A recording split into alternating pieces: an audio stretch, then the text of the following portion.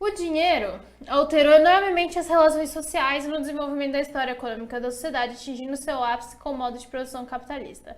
Com base nos conhecimentos sobre os estudos do Marx, a sinal alternativa que apresenta corretamente as explicações sobre a produção da riqueza na sociedade capitalista.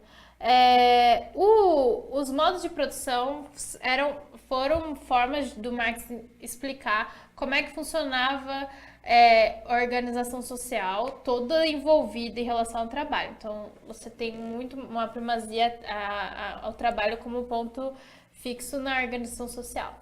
Os modos de produção são essas organizações ao longo da história.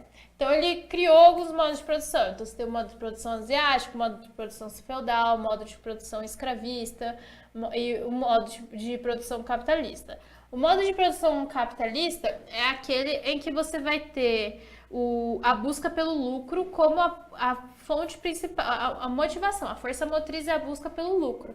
Então você destitui as relações sociais como ponto importante. O que isso significa? Significa um detentor de meio de produção, um dono de uma fábrica, explorar o seu trabalhador visando o lucro. Então ali ele não está preocupado, e isso aconteceu no século XIX.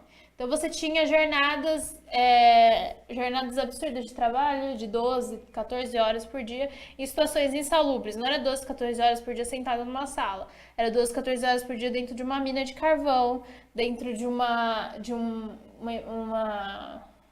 indústria têxtil, que são locais insalubres.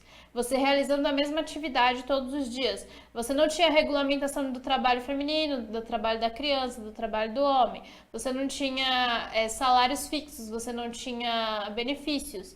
Então, isso que significava? Era um trabalho explorado, né?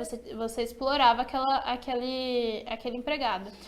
Você está preocupado com o bem-estar dele? Não. Você estava preocupado com as relações, com os conflitos sociais que surgiam ali? Não. Você está preocupado com o quê?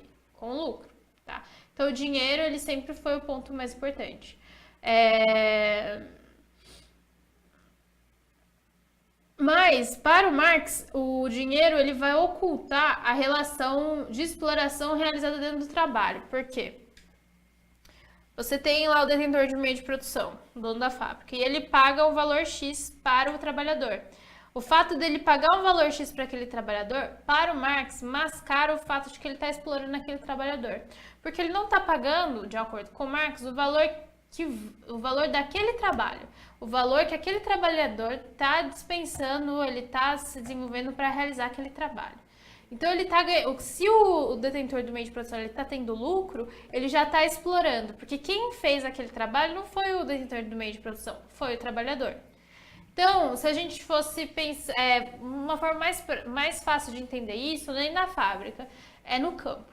Então, por exemplo, você tem um fazendeiro que por um acaso ele chegou lá, ele dominou aquele local. Uma pessoa virou: isso daqui é meu. Isso daqui não tinha regulamentação, esse terreno estava aqui, esse terreno é meu. E ele criou várias hortinhas ali. Ele não criou, ele virou e falou assim pro fulano, ele contratou um cara, falou assim: fulano, você vai ali e você vai plantar alface, tá? E eu vou te pagar R$ 100 por conta disso, por mês.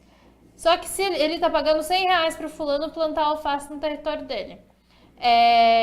Para o sistema capitalista, isso tá ok, porque você tem uma relação de trabalho ali. O cara é dono da terra, ele tá pagando para um outro ir e trabalhar a terra para ele. Foi colhido o alface, ele conseguiu vender todos os alfaces por 500 dinheiros.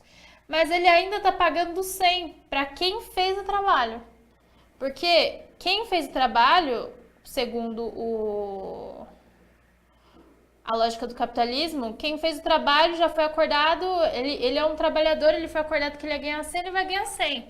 Mas na lógica do capitalismo, o proprietário do terreno, ele tem que lucrar.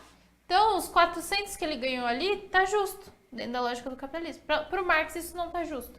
Que quem trabalhou na terra, quem ajustou tudo foi o dono, foi o trabalhador, foi o contratado, não foi o proprietário. Tá? Essa é a ideia na lógica capitalista. Por isso que vai surgir o comunismo. O comunismo quer dizer que não vai ter dono. Então, o cara que estiver ali, ele vai consumir, não vai criar 400, não vai criar 500 alfaces para vender por 500 dinheiros. Ele vai ali construir aquela quantidade de alface necessária para que aquela população daquela região consuma e o excedente eles consigam trocar por alguma coisa. Bom, então, com base nos conhecimentos sobre os estudos do Marx, a cenário alternativa que apresenta as explicações sobre a produção de riqueza na sociedade capitalista, então voltada para o lucro, tá? A mercantilização das relações de produção e de reprodução por intermédio do dinheiro possibilita a desmistificação do fetichismo da mercadoria.